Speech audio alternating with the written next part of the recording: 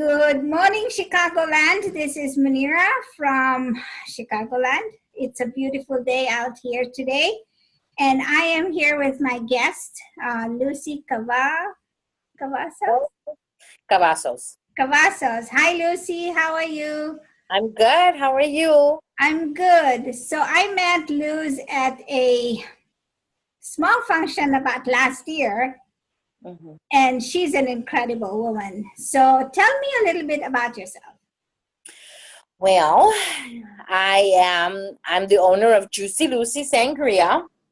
I'm married. I have two beautiful children. Well, they're not children anymore. They're already adults, but we live in Oak Lawn. And I started my business a little over, well, I should say the process took us 4.5 years. Or 5 years now with counting, but it took us, but we were able to open a little over a year ago. Come this May, we'll be open for 15 months.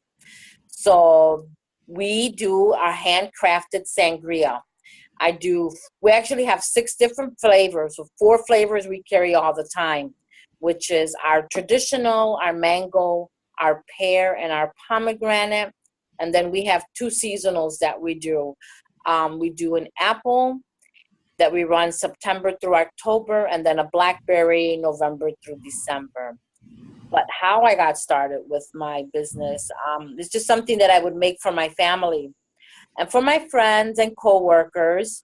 I've always worked in the corporate world. I never thought about opening up a business, never thought that I would own a business. So working at different companies, doing different things, I got laid off. I got laid off my first job, second job, third job. The last job that I had, I was at a law firm that I worked with, wonderful people. And I worked there for a while, for I think like 10 years or close to 10 years. And we became like family. So I would, of course, when you work with people, you get close to them. You invite them over, have dinner. I would give my sangria away as gifts. People would always tell me, how good it was. Working at where I was at, friends of ours that were there, they said, you should really try doing something with your business. My husband would tell me, you should try doing something with it. So we started looking into it. Started looking to see what the process was in opening up a business and what it would take, only to find out that, when you're trying to open up a small business, it's very difficult. It takes a lot of money that we didn't have. It took a lot of time and effort that I put into it. So we started researching how we can open up a business on a budget. On a very small budget that we had. So we started looking at everything that was free. Anything that was free, we would take advantage of it because we knew that we didn't have the money to pay somebody to start a business for us or anything like that. So we went to, I went to the small business development in Chicago. And went to them, talked to them about our product and what we were wanting to do. They basically said, well, your family likes it, your friends like it, your coworkers like it, but what does the general public think about it? So I said, I have no idea. I've never, everybody that's had it is somebody that's close to me or knows somebody that's close to me. So we worked with them. They were having an event. So she said, oh, perfect. We're having an event. We'll get you connected with a mentor that'll help you. And so we did that. We ended up going with an organization that it's called SCORE. And so what SCORE does is that they help other small business owners get their businesses and get stuff, that they want and different things that they'll kind of help you along. So we went to this event that they had, and we took our sangria with us and we let people sample. And so she would take, just get the feedback from the people that were sampling. What did you think about it? Did you like it? Did you not like it?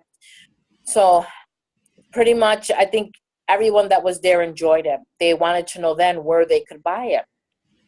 But you're talking, this was back like in, I want to say like 2012, when we were just starting, just to look in 2011, 2012, I think, when we did that event, just looking to see what people would say.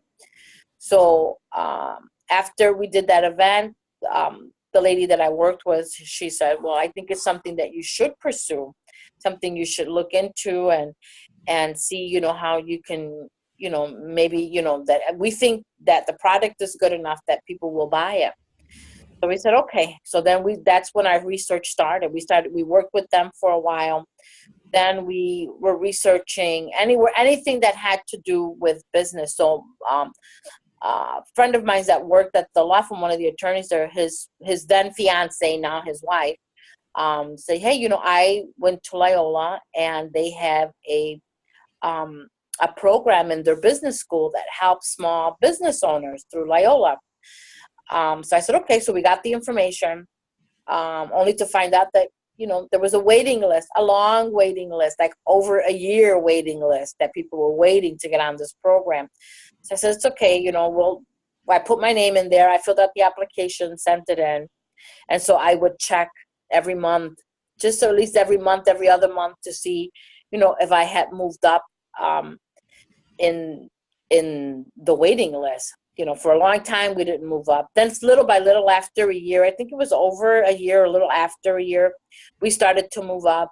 And then finally, we were able to meet with them. We told them what we were wanting to do. Loyola helped us a lot. We still work with them today. We've worked with a lot of different organizations. We've worked with Loyola. We worked with another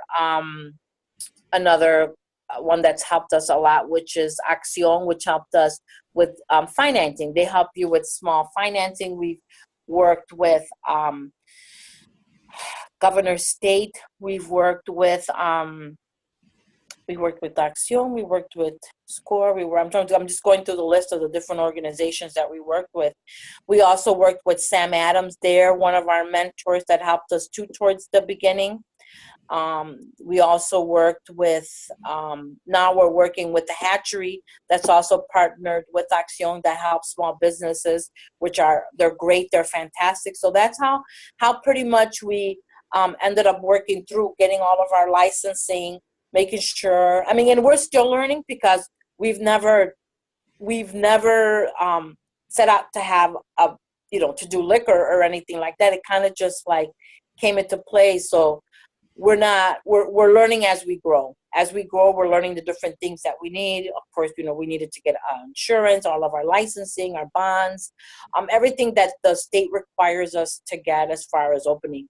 And then finally they came in, they did their inspection, they passed, and then, like I said, we were able to open a little over a year ago.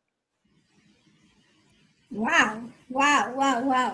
So you mentioned that you were on a waiting list. So while you were on the waiting list, did you do anything or? Oh, yes. While we were on the waiting list, we were researching everything that we could to know what the government required as far as licensing.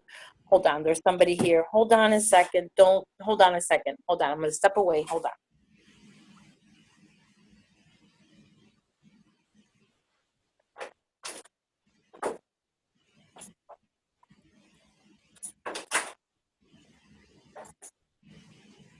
Thank you for waiting. Here I am. I'm back again. Can you see me? Yes. Okay. So while we were on the waiting list, we did a lot of our own researching. We wanted to make sure that we learned whatever we could because we of course wanted to see what was out there as far as other sangria companies and what they offered. But we found out that a lot of them only offered 2 flavors, either a traditional or a white traditional sangria. So it was either a red or a white. So with my family being the way that they are, they like to try different things. We're from Puerto Rico, so we're always liking to, experiment and try different flavors and do different things. So we would, I did the traditional, then we did the pomegranate, then we did the mango, we did the pear, then the apple, and and the blackberry. The apple we did for September. So we always tried different flavors. We found out that there weren't too many companies that, were doing that. So we decided, look into that, see what we needed to do, what were the requirements, how to go about filling out the application for our wine permit, for our manufacturer's permit, for all that we needed. So we did a lot of research, looked at other businesses, what they had, and how to run a business. We didn't know how to run a business, what we were going to need, as far as we needed to get an architect, we needed to get a contractor, we needed to get, all the permits that you need. We had to rent a location because you need to rent a location before you can, apply anywhere, because they want to make sure that you're not making your product out of your home. So we had to rent. So there was a lot of research that we had to do while we were on the waiting list. We knew we had to get a location. We knew where we would get funds from. Just looking, we called different banks. Of course, banks do not want to lend money to small businesses, because of course they're startup businesses, they're a risk. So it's very few companies that will, help you. And there's where the organization Acción came in, that they helped us with some of the financing that we needed. I ended up cashing in my 401k because we didn't, we needed to start raising money as to how we were going to pay for this. So it was a lot of learning, different things that we needed to research and find out before we were actually called, and then found out more of the different things that we needed. So it was always a learning process. So there's always a need. Everybody needed something, especially the government, right? Yes. And so were you angry at any point? What were your sentiments when you were going through this? I wasn't angry. No, I wasn't angry. I was excited because we were learning. I was learning something new. Nervous, obviously nervous, because it's a risk that you take. You don't know. And in any business, it's a gamble. You don't know how people are going to react to your product. You don't know if they're going to like it, not like it. It's a gamble. So I think that was the scariest thing. But upset, I wasn't upset. I mean, the process took a long time. We had to meet with the Village of Oak Lawn. They had to make sure that they needed to understand what we were trying to do, because, we weren't a bar, we weren't a restaurant, we weren't a liquor store. We just wanted to manufacture our product and have people come in and sample it, and where they can also purchase from here. Or if they wanted to go to the store and purchase it when we're not here, we wanted to make sure that we had all that in place. So we had to meet with them and make sure that, they were okay. They had to come and do our inspections as well. So it was a long process. It took a long time waiting. The waiting is probably like the worst, because you don't know if you're going to be approved or not going to be approved. That's like the worst part, because you're already putting money into a business and you don't know how it's going to go. So a lot of praying and a lot of waiting and a lot of praying and waiting. That's the only way I could put it. I can understand. So you have the banner behind you. It says pomegranate. Tell me about that. My beautiful banner was done for me by my cousin. She actually, Renee, her name is Renee Rodriguez. She drew this for me. We were looking at different labels that we could do, because when I would give it away as gifts, I would just put any little cheesy label on there. I didn't, have a specific label. So we did a lot of little cheesy labels on our bottles, and we give them away as for Christmas or for birthdays or for whatever. Or bring them to a family gathering or a party or something. But when we started actually looking into it, we had a couple of artists draw a couple of labels for us, but they were a little bit too serious. They weren't what we were actually looking for. We were looking for something, fun and exciting, something different. So when my cousin came up with this label, when we saw it, when me and my husband saw it, we said, this is it. This is perfect. This is exactly what we've been looking for. So we also had to have her artwork registered when we submitted all of our paperwork to the government. So everything has to be approved. You can't just slap any label you want on it or anything. You just, everything, once you go through your final steps, then you have to submit all of the paperwork, you know, who did the artwork. She had to sign off on it. You know, everything has to be registered. Everything has to be recorded. So we had to send everything in, and then finally, which was great because everything was approved, because they want to make sure that you're not stealing anybody else's artwork or anything like that. So I'm assuming, you know, they have to have a picture of everything. And so we sent them everything that they required of us. So that's how we came up with our label. We were just looking to have something that was fun and creative and different. And so she came up with this label, and I think it's beautiful. It is beautiful. It catches your eye. Mm-hmm. So this is a sangria that you have made. Now, is this your recipe, or did it come down from generation? This is a mixed recipe. This recipe, it's like a little combination. It's just like when you make anything and you just happen to make it better, you just add a little more, you add your own flair to it. It's nobody's specific recipe. It's kind of like a combination recipe, and anybody can make sangria. It's just, you know, I guess it's just how you make it. Maybe because I make it with a lot of love, because I enjoy making it. And it's just like when somebody cooks something special for their family or a special friend, that you make it, you take a lot of time and care to make it. You know, we don't use a lot of sugar. We don't use any artificial flavors or anything to it. We use a natural juice. So you will see settlement on the bottom of our bottles. We don't use any syrups or anything in it. So when you see our bottles, you're going to see settlement on the bottom. As the same with these. I always tell people to shake these, and then you could serve them, because you will see that settlement on the bottom. So show us your bottle, and what is it that you just shook? Well, this was our this is our new. We call it a party in a bag, but it's a pouch. It's actually, this holds 2 bottles. And this one here is our mango flavor, but we have them in all flavors. We have them in the 4 flavors: the traditional, the mango, the pear, and the pomegranate. We haven't done it in apple or the blackberry yet, because we just came out with these. So these, if you could see, they have like a little flip on the bottom. Use like a little piece of a foil, and then you would peel this off, and then this, it's got a little flap. You pull this little flap up, and then you can tap. Yeah, it's like a little snaps right off, and then you could just push down. It's got a little thing, a little nozzle here, and you just push down on it. So these we just came out new with for the summer to see how they go. We don't know, you know, exactly how they're going to go, but they've been moving, you know, fairly well so far, which is a good thing. So it's not, it's been going pretty good on these.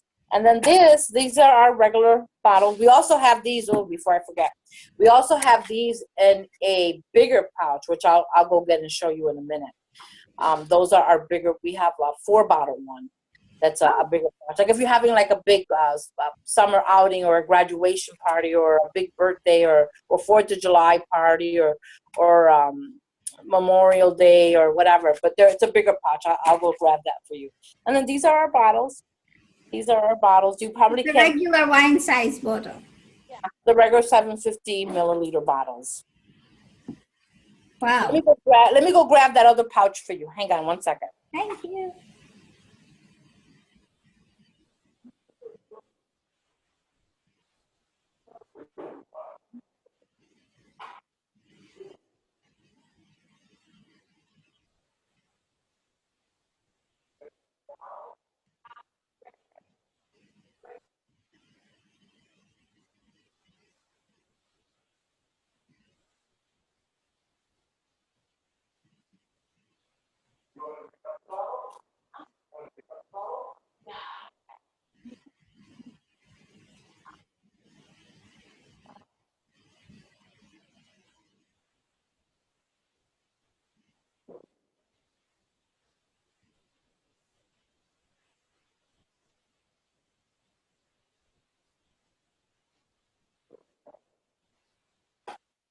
I'm back.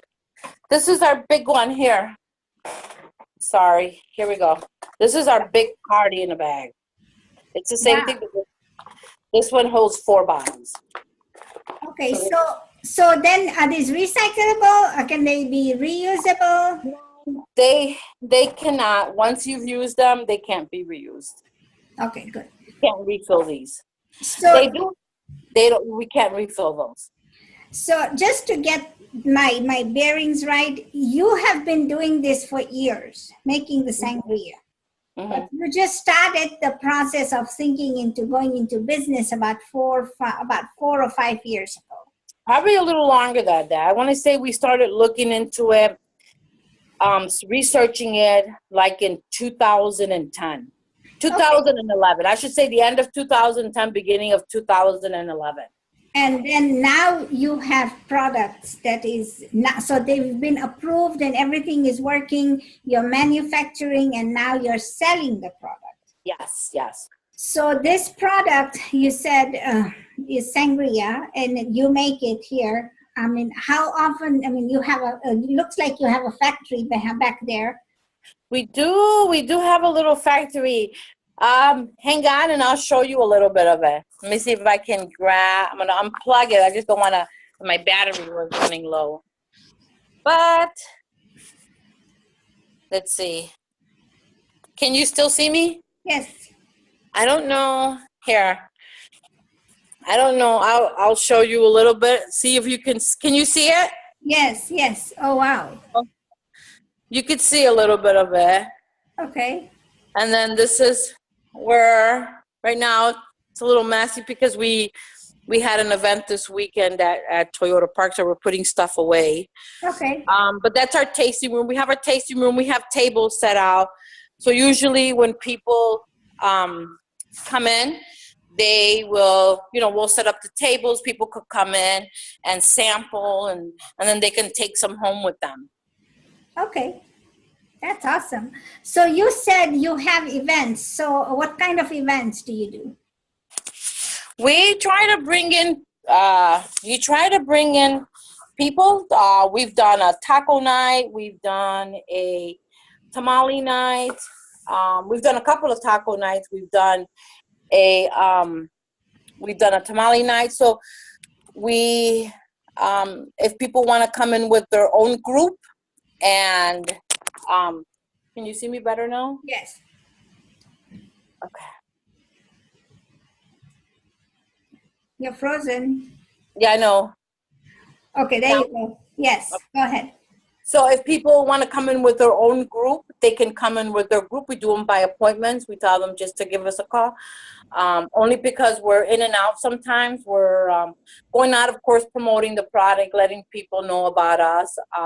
Or we're in a couple of stores. We're in a couple of restaurants. They can look at our website and take a look. It's Juicy Luzy Sangria. A lot of people put C, but it's actually Luzy instead of LUC. Okay. So Luzy, not Lucy. Right. Okay. Right. Not Luzy, right. Yeah. So you're in stores, you're promoting your product, and you don't have a job, but this is your full-time activity that you're doing, and it's making money right now. So how does it feel to be successful? Well, success is kind of hard to say measure because it seems like every day you're growing. So I could say honestly that I'm happy to see my product grow. I'm happy that people do enjoy it. I'm happy that I'm happy to say that, it's a process. It's something that you have to work at. Every day you have to work on your business. So every day your success is determined by how much you put into your business. Because if you don't promote your business, and if you don't go out there and tell people about it, or if you don't, sign up for the different events that they have where you can go out and promote your product, then nobody's going to know that you're there. Nobody's going to know that nobody would know that I have a sangria company.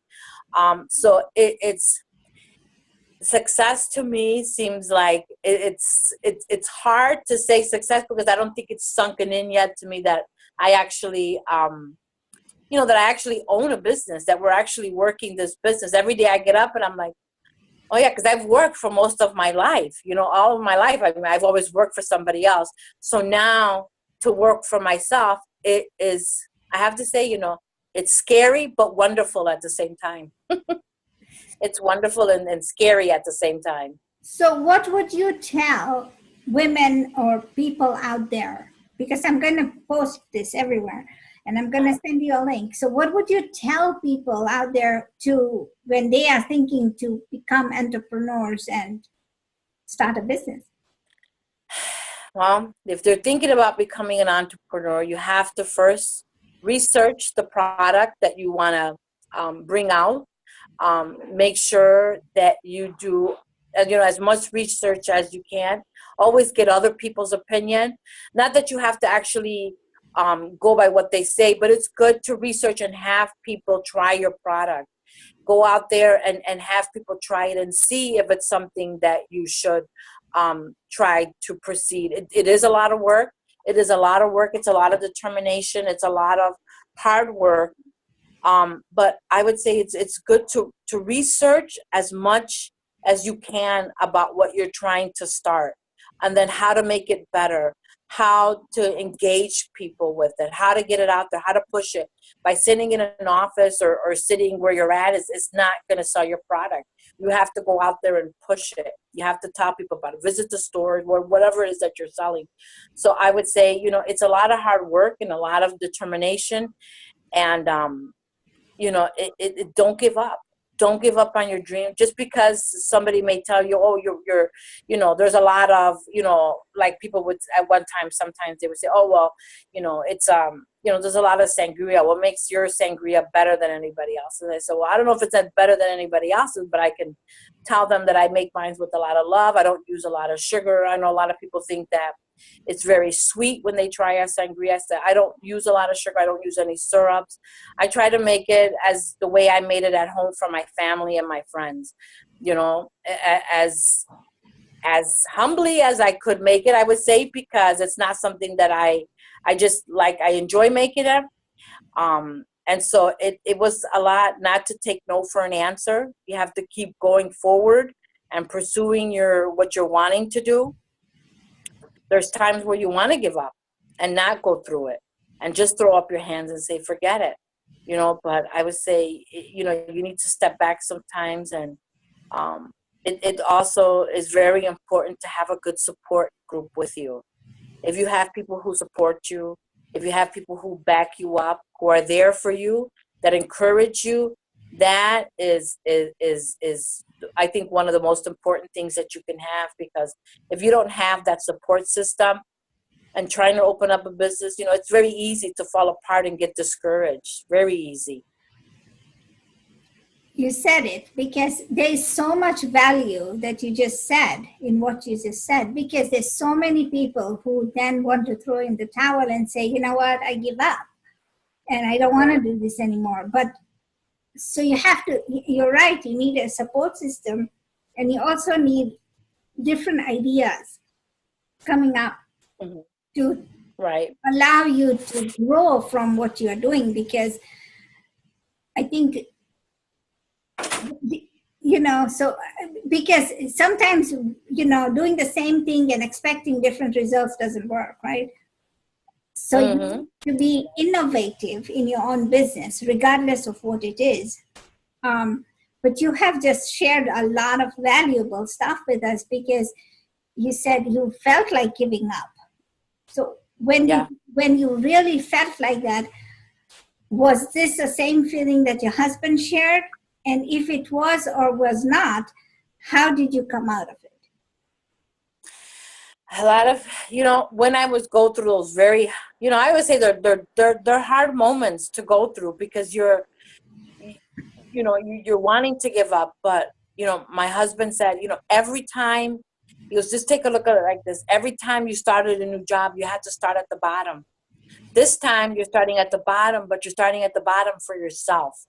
So it's up to you to move yourself forward. It's up to you to move yourself and, grow. It's up to you to take that step, to make that challenge.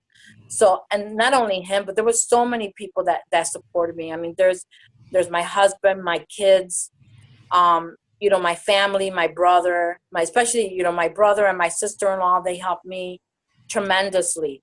My co-worker, the people that I was working with, the attorney and his wife, they were, wonderful, and they still help us today. So you know, having my husband and my brother, Bruno, which you met, and his wife Monica, and my friend, Joe, and his wife Frances, my husband, all of them, they all play such an important role, because at the times where I was just wanting to give up, they were there to support me, to say, you know what, this is good, you're trying this. Nobody's in our family has, tried something like this. It's something totally different. So we have a lot of entrepreneurs in our family, but no one that's ever tried to start a brand as far as, a sangria company. Everybody, we've had a lot of successful people in our family. So ours it's just a little different because of the licensing and the different things that we need. But I would say overall, it's that support system that gets you through when you want to give up, when you're just saying, you know what, I can't do this anymore, I give up. I mean, sometimes I feel like that, towards the beginning, I was excited about it and I was enthused. But then once you hit, there's like a middle part that you hit, because you're not moving forward and you're not going backwards, but you're kind of like in a, still. And then you're like, okay, how do I get over this hump? How do I get over it? So they're challenges, in starting a business, you run into a lot of challenges. And you're right, because there's so many women who start something and then they think it's not working, and then they go blame everybody else, and they go, oh, you know what, I'm just not going to do this because it's their fault. And it's easy to blame, right? Somebody it's easy to blame everybody, but you could have blamed the village of Oakland, you could have blamed the government, and they want this now. Come on, And I know, because you have your business, I think, is involved in alcohol, right? So they have stringent rules on that, and compared to somebody who is just making butter. But again, right. Butter is, you get the milk, you churn it, whatever. It's different compared to your stuff, but you just have to go an extra mile because you had the alcohol stuff. One more question I had was, do you export? Now, do you ship it out, or is